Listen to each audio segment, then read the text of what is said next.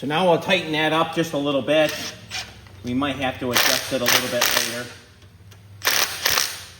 That's about where it was. Now we're going to tighten up this nut. It's a carriage bolt, and that'll hold the steering nice and tight. Then we're going to go down in the bottom. We're going to tighten up the bottom bolts of the steering box, and then we're going to put the nuts on the back of the dry shaft, and then we're going to start running the harness. I believe we have them in pretty good shape, but I'm going to take a wrench and get underneath, do it the manual way, tighten them up.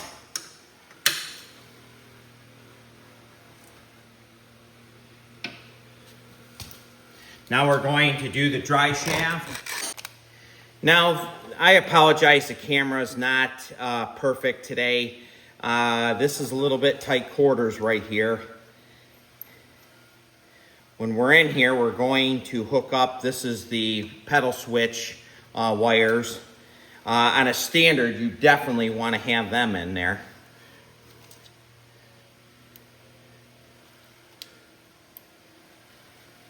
If you don't, you will have issues. You'll probably run over your toe or something like that.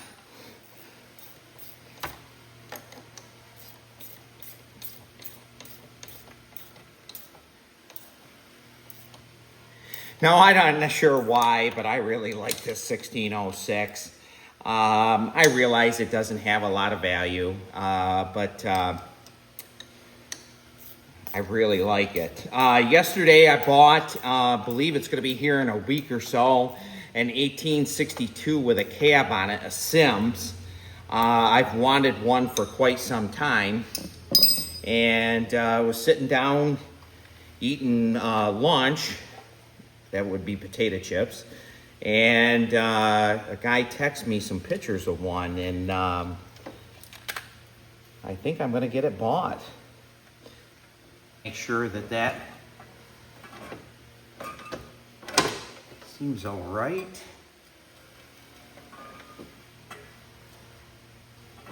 I think we're in pretty good shape. We might have to adjust that switch just a little bit, but we'll see. Let's get the battery tray on. That's one thing nice about the Cyclops, that you don't have to take the dipstick off.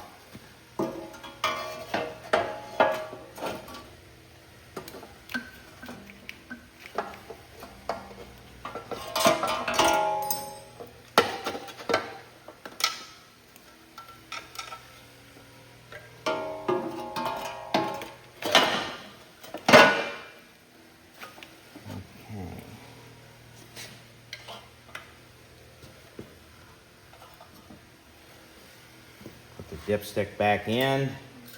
Let's start getting the bolts in here. They're 5/16 bolts. Put the ground in.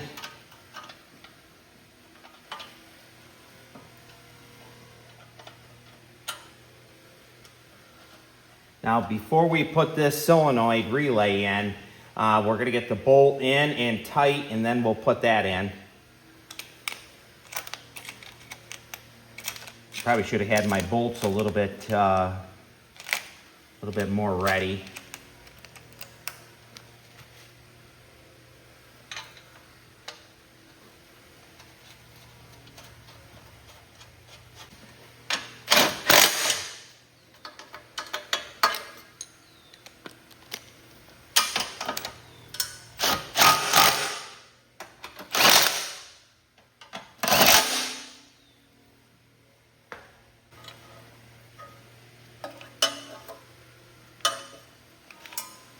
Now, right here's a wire, and I forgot there that I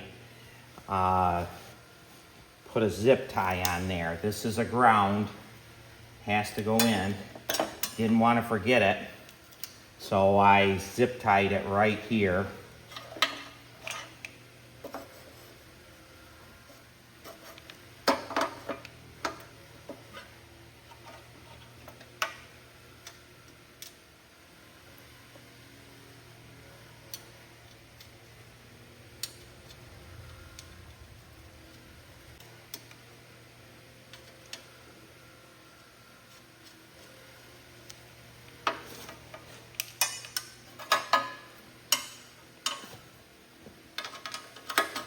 Now I'll show you where my issue is, and I believe it's in the wiring, and I think it's the reason why my clutch won't stay engaged. And I don't think they have it wired right, and I'm missing one wire, and I'll show you that after we get this nut tight. And I have followed the harness, and I can't.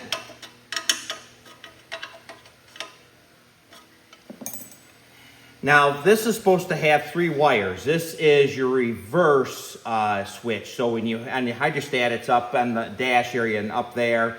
On one of these standards, they put it right here. Now, I'm not actually going to put that bracket in. If I had that bracket right close, I'd show you what it looks like. I'll see if I can find it, and I'll post a picture of it. But I'm going to put these 2 wires right here. And I think it'll be okay, but I'm not 100% sure, because this wire right here was on this side right here. So I believe that's my issue why the clutch won't stay. The clutch will stay in as long as you keep the power to it, but as soon as you let off, it'll go right out. So the seat switch definitely works on the machine. So we'll get it figured out here. Sometimes you have to, the best way to figure them out though is without the fenders on it. So we're going to start putting the harness in the chassis here. That there is loose, this holder here. So we'll tighten that up.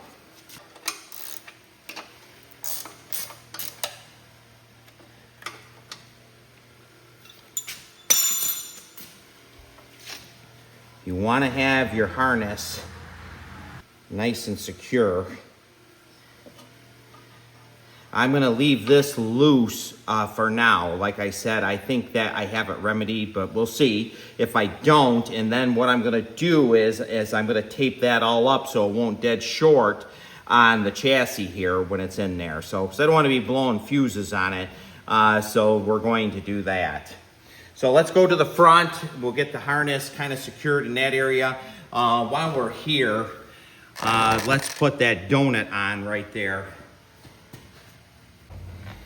I had to take apart a 782 once, and I thought I had the steering wheel all lubricated just perfectly that I could pull it right off. Well, I was wrong. So we're all set right in this area right here. They didn't have anything holding the harness in. Right here is your charging wire.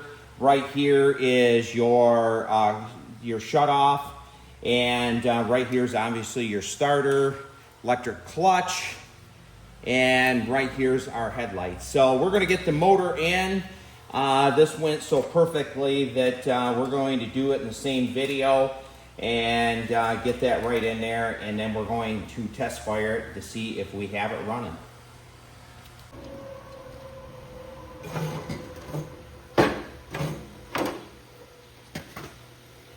We're going to get it back just a little bit further. We're going to hook up the starter first and the electric clutch, and then we're going to slide it right into the clutch.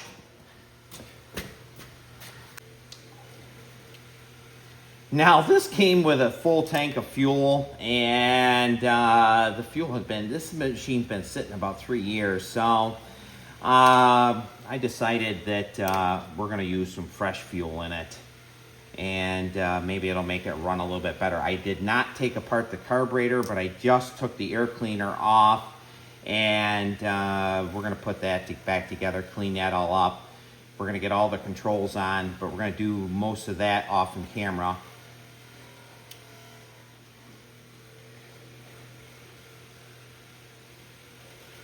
That's tight on that starter area right there.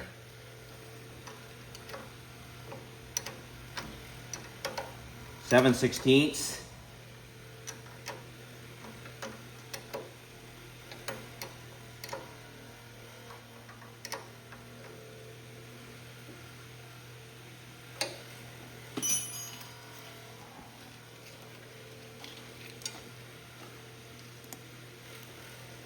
Right there's the electric clutch.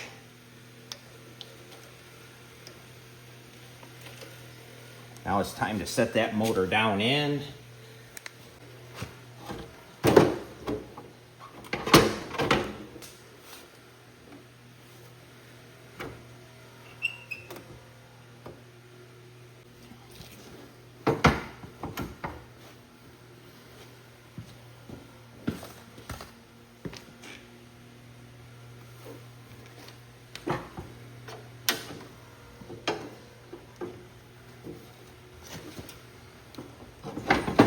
There we go. We're in good shape now. Line it up here with a punch.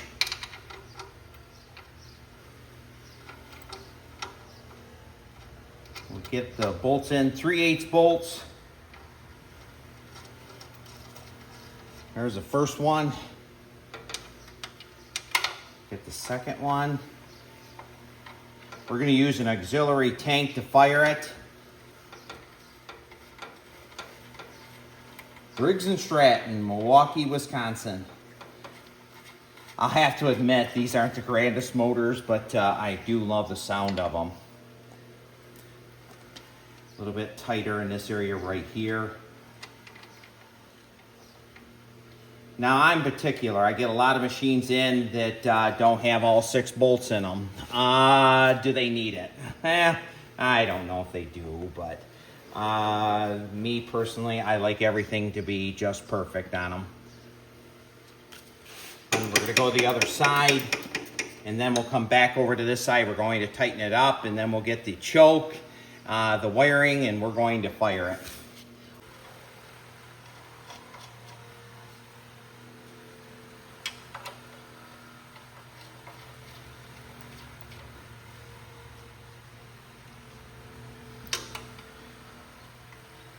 The right side is always easier on these.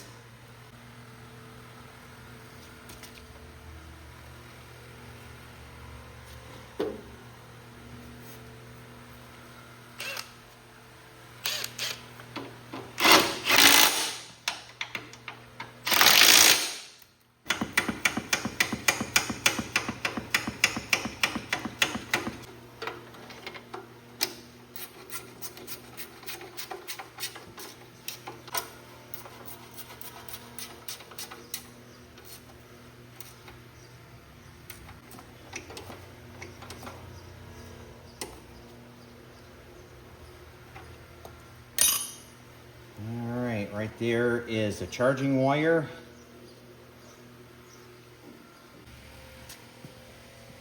Get the choke hooked up first.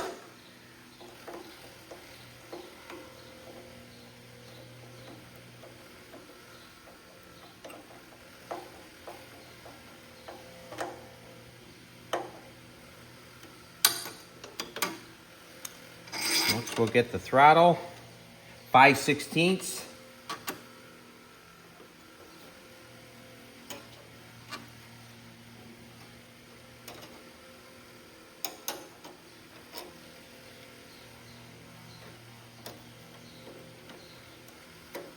Then we're going to run the kill wire.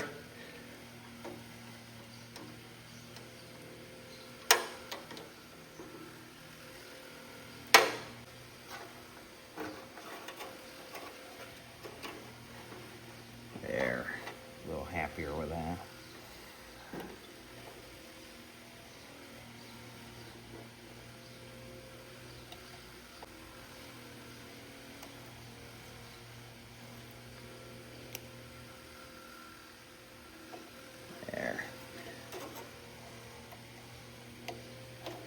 Perfect. That took a little bit more effort than I was anticipating. So let's get the gas hooked up and let's see if she runs.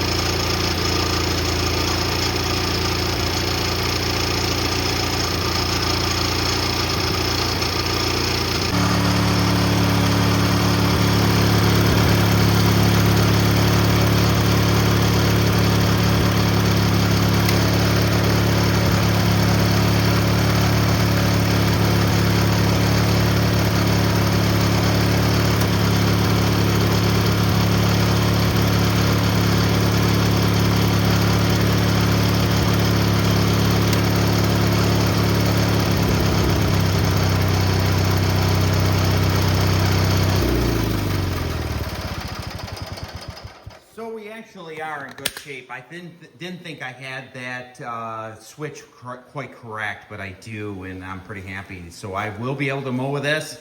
Probably going to use a 44C deck on this machine. Can't wait to have it together, and I'm pretty happy. It wasn't one of the toughest projects, but don't sweat changing out one of them frames. It's just time, nuts and bolts, and you get it done. So like always, thanks for watching my channel.